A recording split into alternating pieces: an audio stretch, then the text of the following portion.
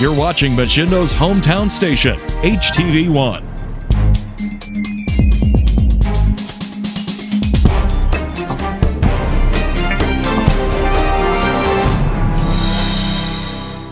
Hello everyone, it's Brett Boyd from the Market House, where we have adjusted our hours to serve the community and keep our community and our associates safe. So now Market House is available to you from 9 until 6 every single day, 9 a.m. to 6 p.m.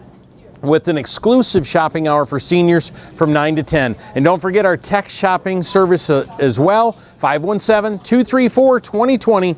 Market House is here for you. Tired of having everyone know you're coming before you arrive because of your exhaust? If so, then it's time to call the experts at RS Custom Exhaust in Hillsdale. RS Custom Exhaust has all the tools and parts to make your vehicle quiet again. And for you sports car enthusiasts, if you're looking for the roar to be the king of the roads, RS Custom Exhaust can help you too. With free estimates and first-class service, RS Custom Exhaust has your vehicle covered. So stop and see them today, located at 1461 Vera Drive in Hillsdale. From Machindo's news leader, this is HTV1 News at noon. Well, numbers continue to climb at the Lakeland Correctional Facility. Now has the highest number of positive coronavirus cases in any Michigan prison. Well, good afternoon, Machindo. I'm Scott Pienta. According to WTVB, the Michigan Department of Corrections says 208 Lakeland inmates now have tested positive out of 266 who have been tested. 8 Lakeland prisoners have died and 15 are in recovery. Now, as for the rest of Branch County, yesterday's figures show 42 residents testing positive and 2 dead. 97 people have tested positive in Hillsdale County, still the highest number in any rural county in Michigan. Hillsdale has seen 12 deaths so far. Lenawee County counts 77 positives, no deaths, and 29 recoveries. They also report 9 possible cases that have probable cases that have not tested positive nor deaths in that category, and 5 recoveries.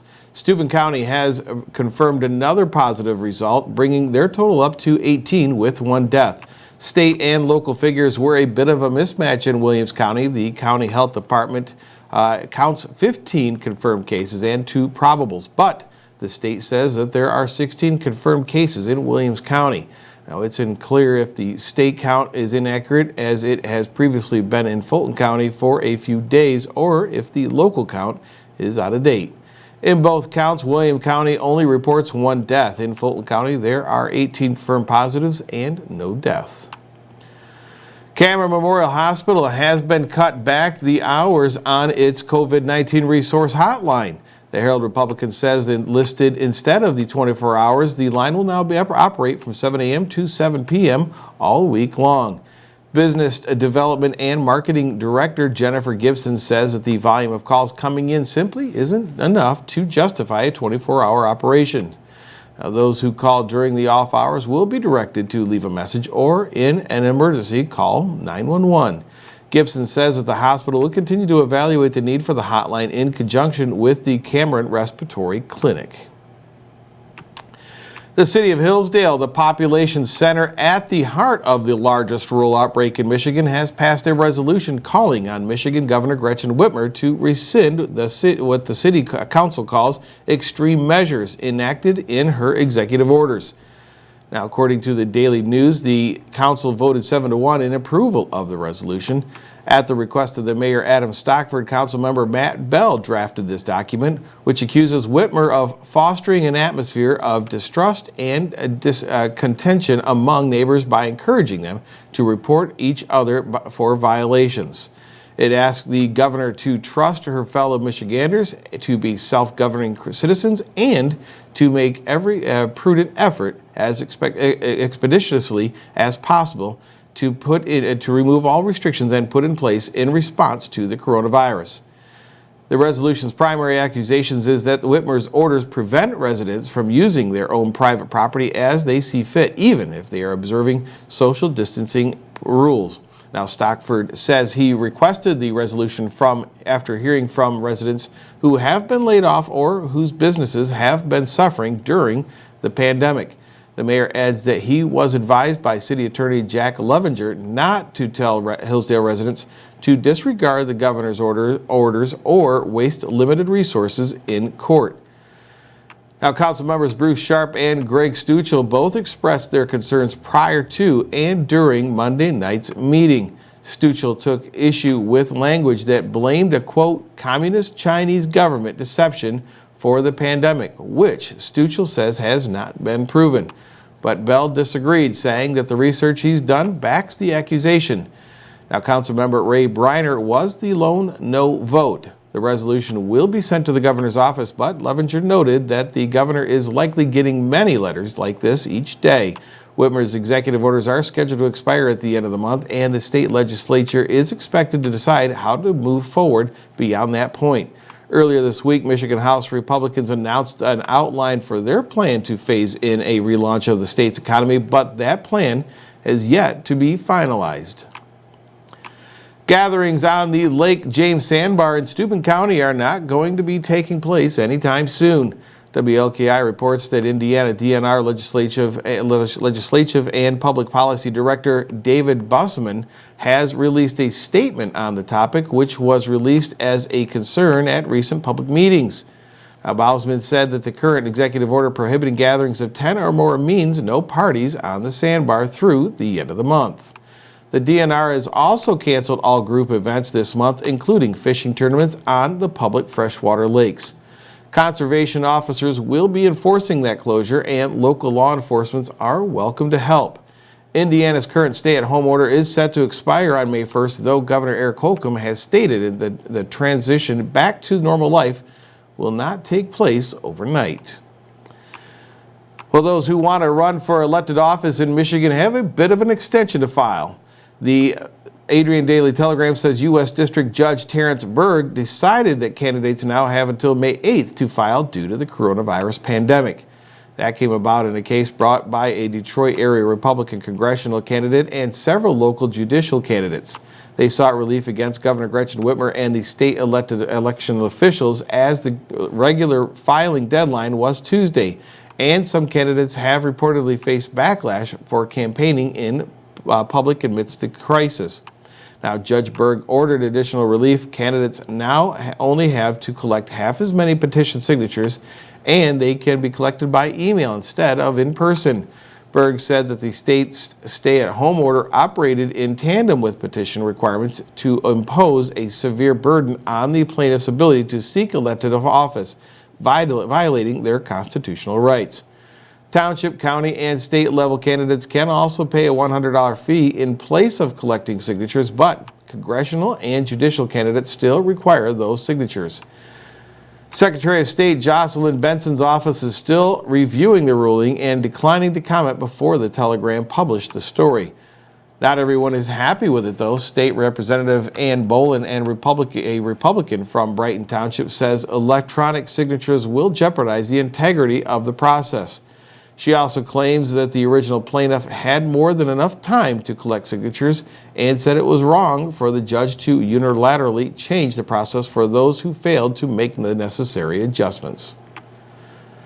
Governor Whitmer announced yesterday in a press briefing that it will likely be necessary to extend Michigan's stay-at-home order. WKZO says Whitmer is looking at the process of re-engaging the state's economy in waves, and she noted that it's not all going to happen overnight, echoing the caution of her counterparts in Indiana and Ohio. Now, she said some versions of the order will likely be in effect for a while, but she didn't have any further details at that time. More information is expected at Friday's press briefing. Now, Whitmer did note that the most vulnerable populations will have to continue to stay at home for a long time to come. As for unemployment, around $825 million in payments have gone out so far to more than 800,000 Michiganders who have been affected by the pandemic. Whitmer says that the state has received over 1 million claims, which is over a quarter of the state's workforce. She encouraged people to continue filing online, saying you will get paid. The governor also stressed the need for more testing and encouraged anyone who has symptoms to get tested, as well as essential workers and who don't have any symptoms at all. You can find your nearest testing site at michigan.gov/coronavirus test. In terms of local events, there will still be a Branch County Fair this year, at least for now. However, the Daily Reporter says that the MSU Extension has canceled all in-person 4-H events in the state until September 1st. So there will be no 4-H events at the Branch County Fair, which is scheduled to take place from August 9th through the 15th. Fair manager Jan Murphy says that the ride company, the amphitheater shows, exhibitors, and concessions all plan to in Coldwater as scheduled. And the paper notes that all of it is not lost for 4-Hers. Although they won't be able to use the organization's name, youth exhibitors are still welcome to enter as long as they meet the fair's criteria. And a little later in August, Ed Asner will be in town. The Sauk Theater in Jonesville says the most honored male performer in the history of the Primetime Emmy Awards has been forced to reschedule his show, A Man and His Prostate, for August 24th and 25th.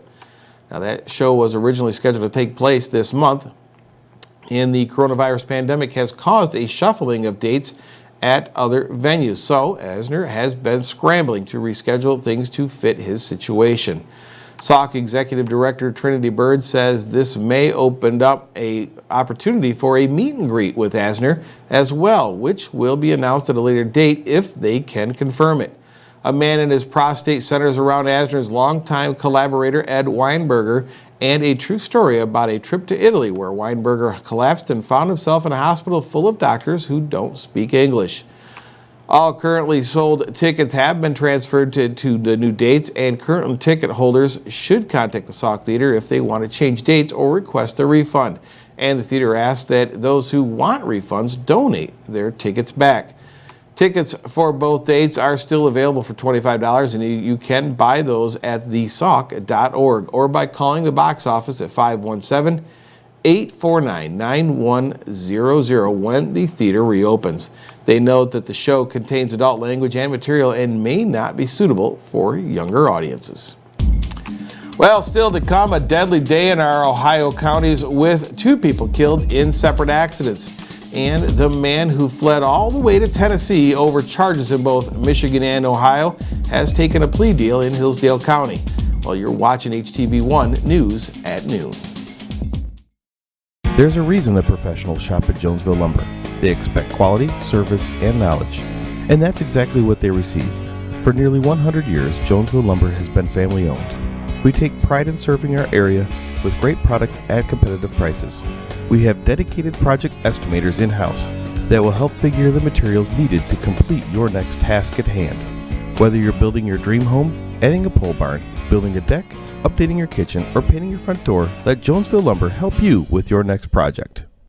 Authentic Mexican food is just a short drive away at El Cerrito in Coldwater and Hillsdale. The variety-packed menu has something for everyone, with classic Mexican dishes, El Cerrito specialties, and tasty treats for dessert.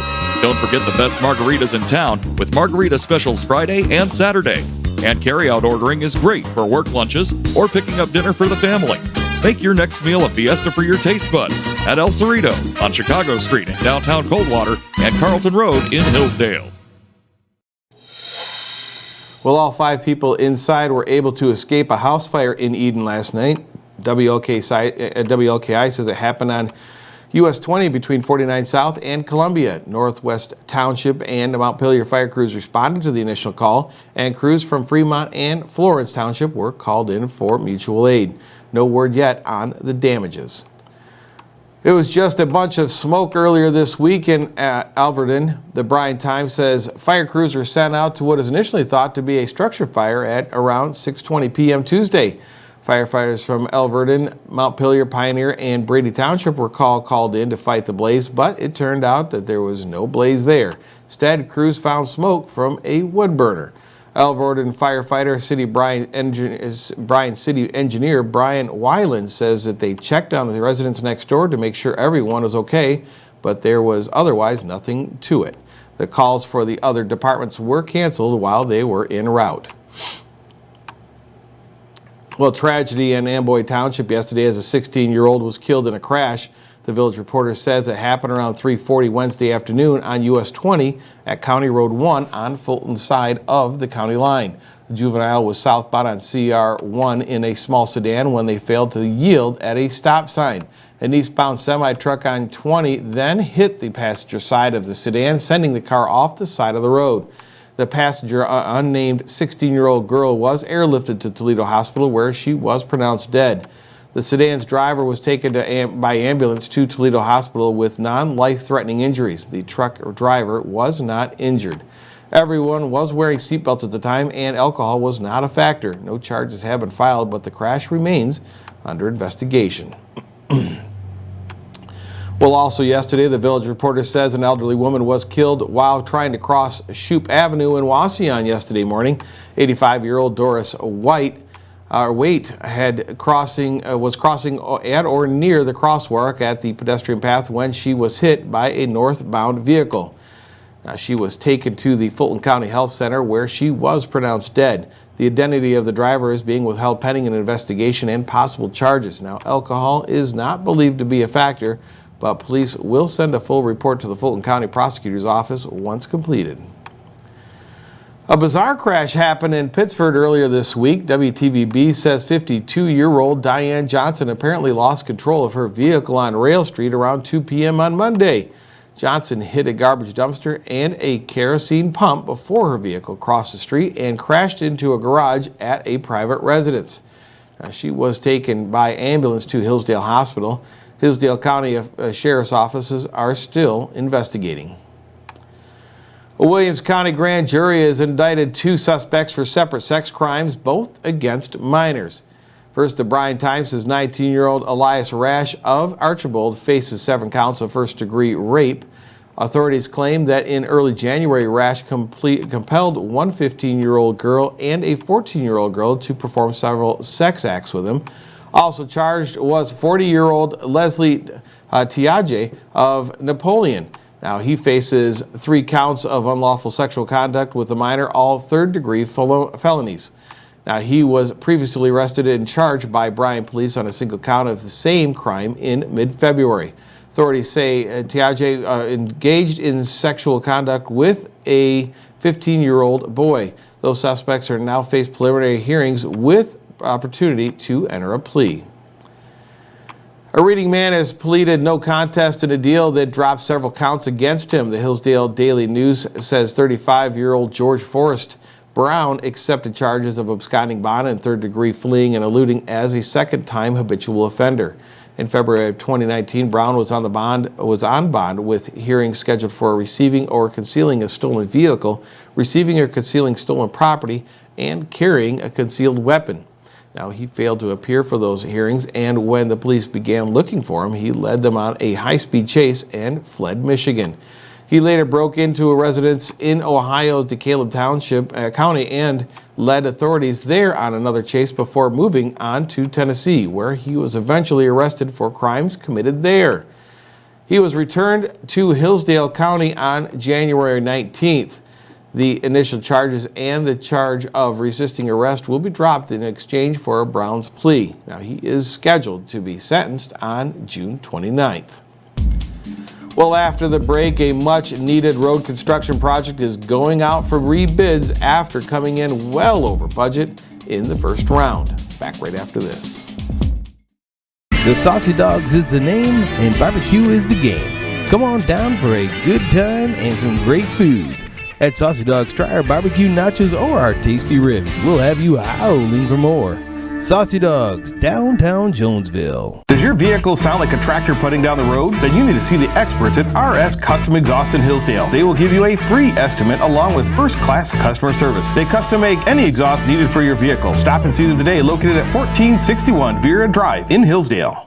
Hello everyone, it's Brett Boyd from the Market House, where we have adjusted our hours to serve the community and keep our community and our associates safe. So now Market House is available to you from 9 until 6 every single day, 9 a.m. to 6 p.m. with an exclusive shopping hour for seniors from 9 to 10. And don't forget our text shopping service as well, 517-234-2020. Market House is here for you. El Cerrito's variety-packed menu has something for everyone. With generous servings and lots of flavor, you'll think of it as a fiesta for your taste buds. Dine in or carry out at El Cerrito on Chicago Street in downtown Coldwater and Carlton Road in Hillsdale. There's a reason that professionals shop at Jonesville Lumber. They expect quality, service, and knowledge. And that's exactly what they receive. For nearly 100 years, Jonesville Lumber has been family owned. We take pride in serving our area with great products at competitive prices.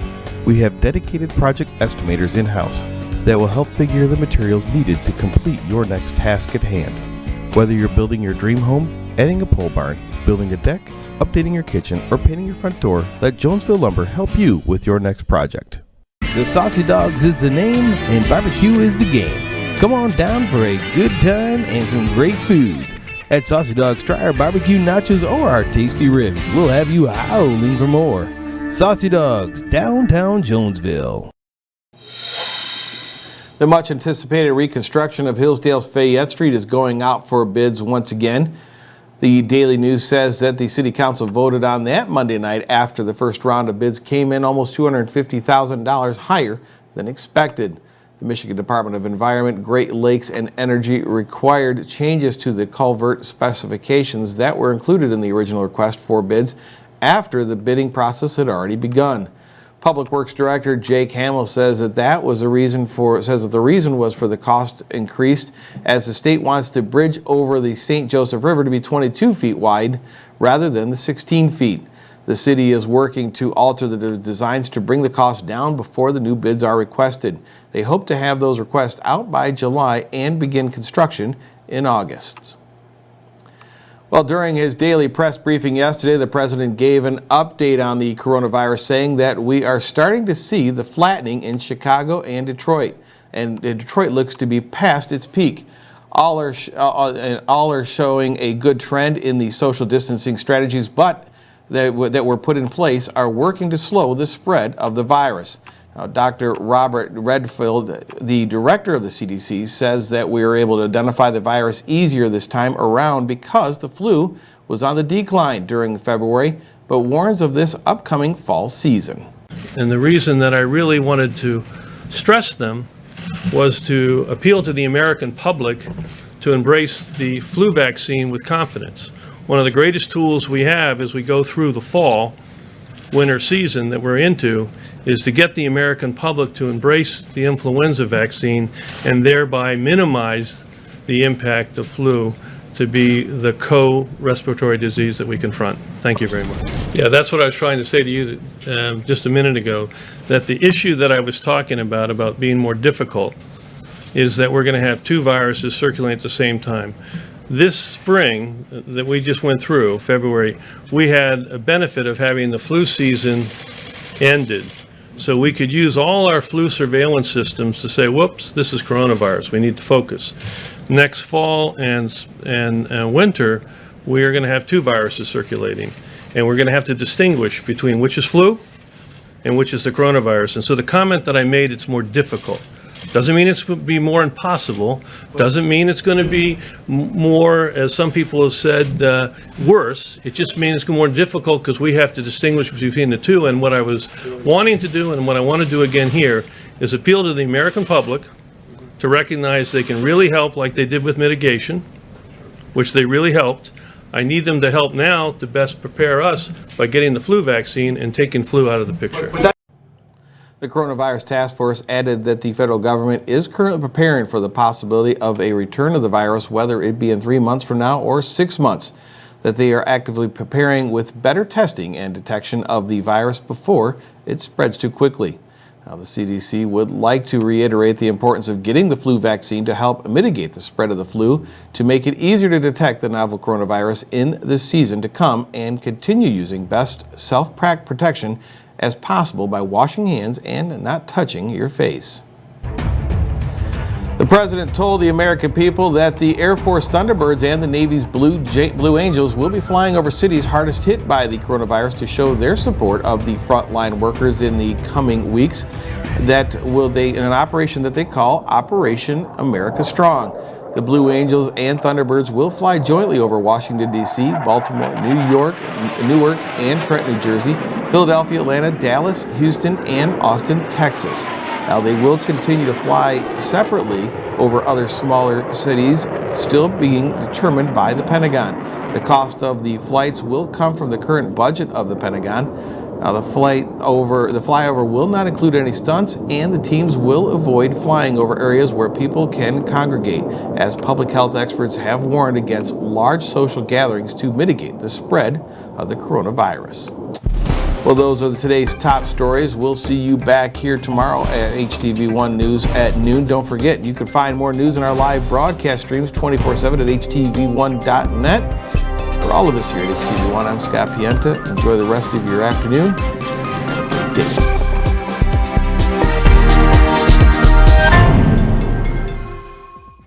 Tired of having everyone know you're coming before you arrive because of your exhaust? If so, then it's time to call the experts at RS Custom Exhaust in Hillsdale. RS Custom Exhaust has all the tools and parts to make your vehicle quiet again. And for you sports car enthusiasts, if you're looking for the roar to be the king of the roads, RS Custom Exhaust can help you too.